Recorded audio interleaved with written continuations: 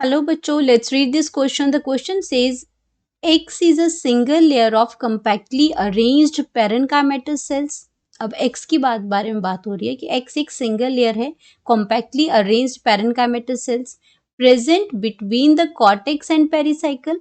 The cells of X are elongated without intercellular space and appear barrel shaped, rounded और oval in transverse sections. तो यहाँ पे X की बात हो रही है कि X आपका कहाँ प्रेजेंट है. एक तो वो प्रेजेंट है between the cortex and pericycle and ये इलोंगेटेड सेल्स हैं, बिना किसी इंटरसेलुलर स्पेस के हैं और अपीयर कैसे होते हैं, बैरल शेप्ड के ये राउंडेड स्ट्रक्चर्स होते हैं और राउंड और ओवल इन ट्रांसफर सेक्शन में ये प्रेजेंट होते हैं. और ये जो सेल है आपके द सेल्स ऑफ एक्स जो है ये आपके क्या करते हैं, पहले हमें एक्स को आइडेंटिफाई करना है. फिर उसमें कहा कि जो एक्स है ये आपके वो क्या उसके पास क्या है, x possesses by in their radial and transverse walls that is made up of waxy substance like suberin and some other wall material which show lignin deposition होती है.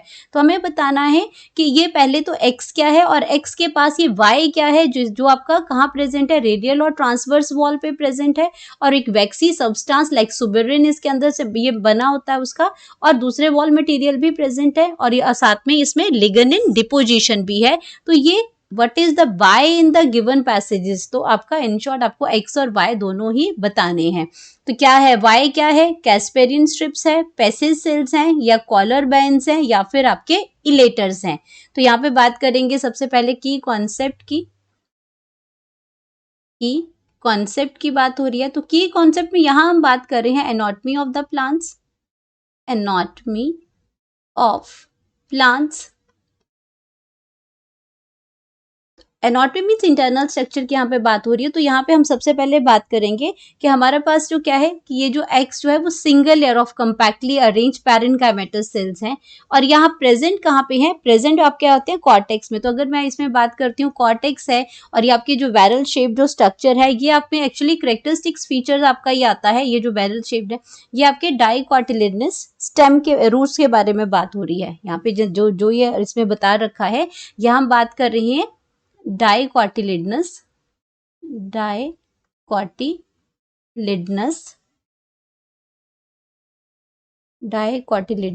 रूट्स की बात कर रहे हैं क्योंकि ये जो करेक्टरिस्टिक्स फीचर्स हैं ये उसी के ही हैं उसमें.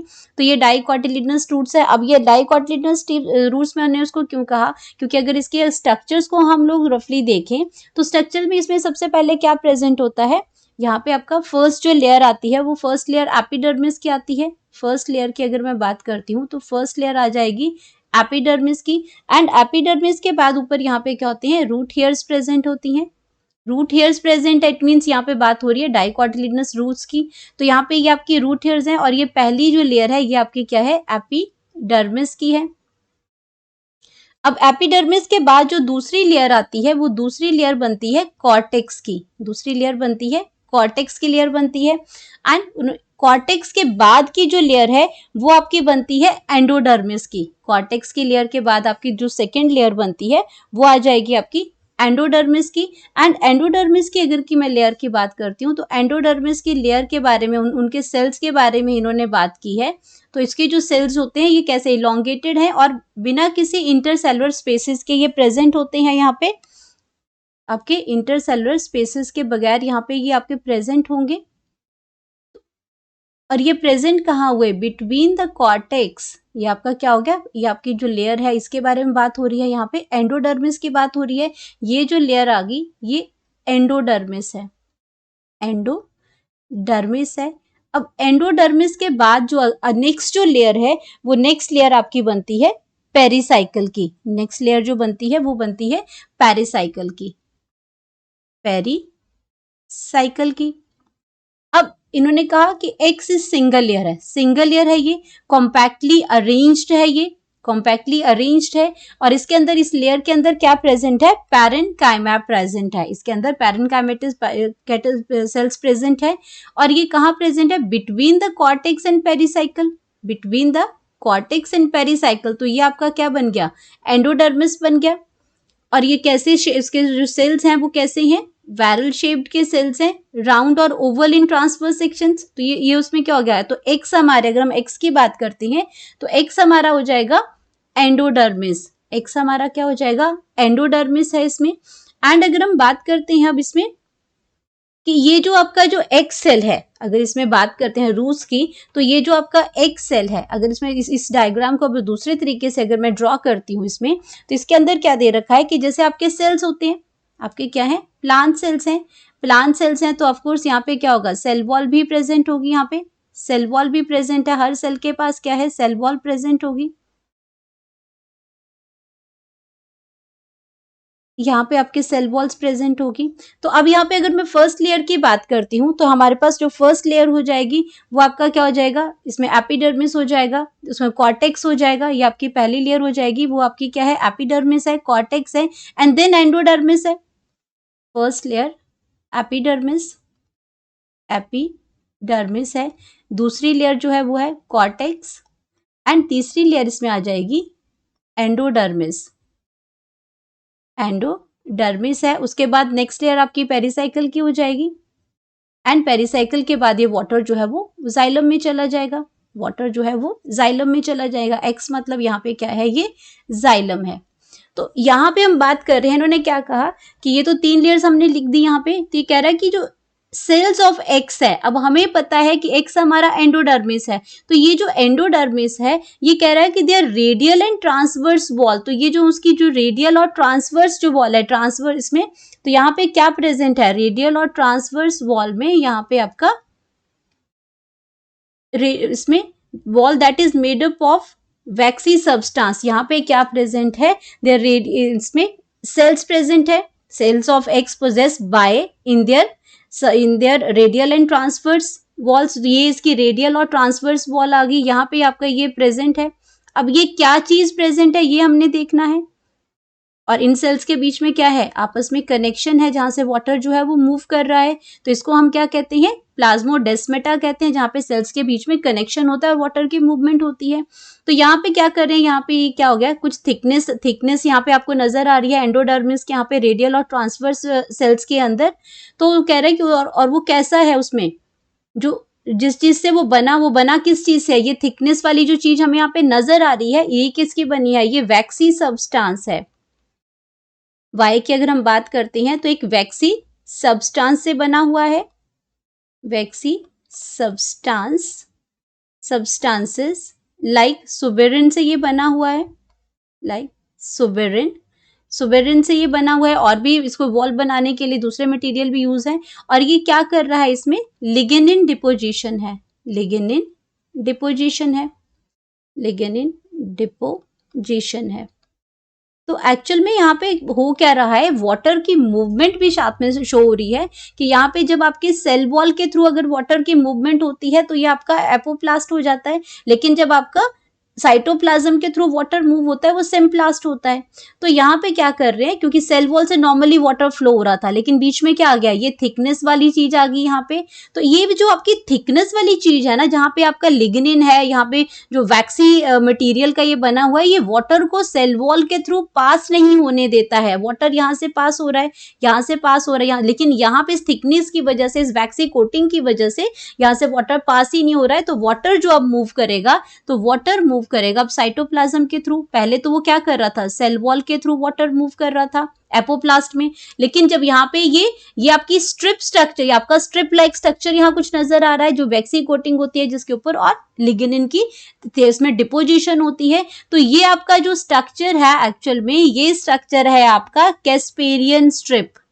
ये स्ट्रक्चर क्या है आपका, कैस्पेरियन, इसमें कैस्पेरियन स्ट्रिप है,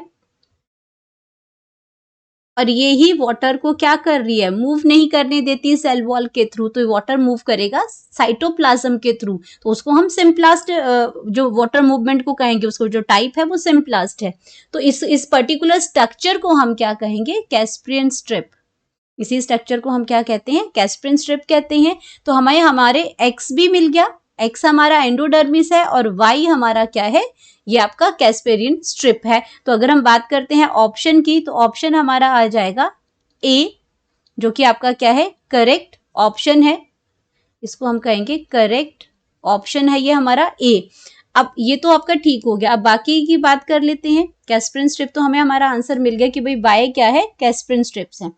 पैसिव सेल्स होते हैं, पैसिव सेल्स ऐसे सेल्स होते हैं जहां पे कैस्परिन स्ट्रिप्स प्रेजेंट नहीं होती है, वाटर की मूवमेंट होती है। तो अगर हम यहाँ पे बात करते हैं अपनी बी ऑप्शन की अगर बात करते हैं तो ये आपके बन जाएंगे पैसेज सेल्स। पैसेज सेल्स आपके जहां पे आपका no Casparian strips are present, know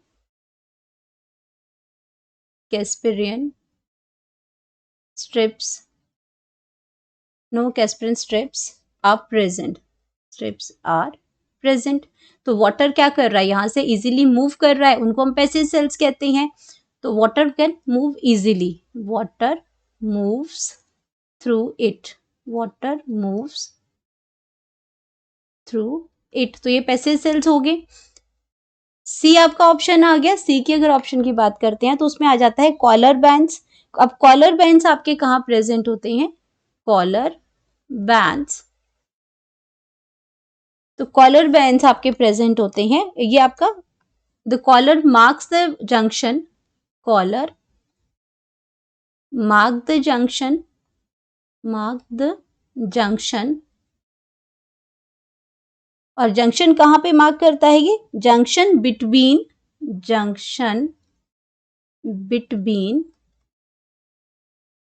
the leaf blade, between the leaf blade, जो पत्ता जो होता है वो लीफ ब्लेड होता है उसका, leaf blade and outer sheath, leaf blade and outer sheath on the outside of the leaf, on the outside of the leaf, outside of leaf। तो यहाँ पे हमारा जो बात हो रही थी वो रूट्स के बारे में हो रही थी। तो ये कॉलर बैंड जो है वो लीफ के साथ रिलेटेड है। तो ये ऑप्शन आपकी गलत है, आपका बी भी गलत है, सी भी गलत है। देन हम बात कर रहे हैं नेक्स्ट ऑप्शन की। तो नेक्स्ट ऑप्शन है हमारे इलेटर्स अगर हम बात करते हैं तो इलेटर्स क्या होते हैं, प्लांट स्ट्रक्चर्स होते हैं, प्लांट स्ट्रक्चर्स होते हैं functioning in the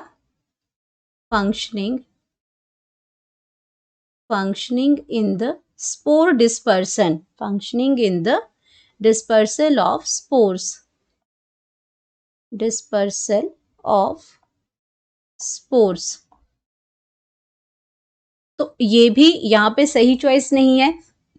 अब हम बात करते हैं कि हमारा कैस्परिन स्ट्रिप्स तो ठीक है, लेकिन बाकी ना तो पैसिव सेल इससे रिलेटेड है, ना ही आपका जो वाई है वो कॉलर बैंड है, ना ही आपका इलेटर्स है। ये हमने एक्सप्लेनेशन में इसमें समझ लिया। तो करेक्ट ऑप्शन हमारे पास आ जाएगा option A, Casparian strips. Hope you understood it well. Best of luck.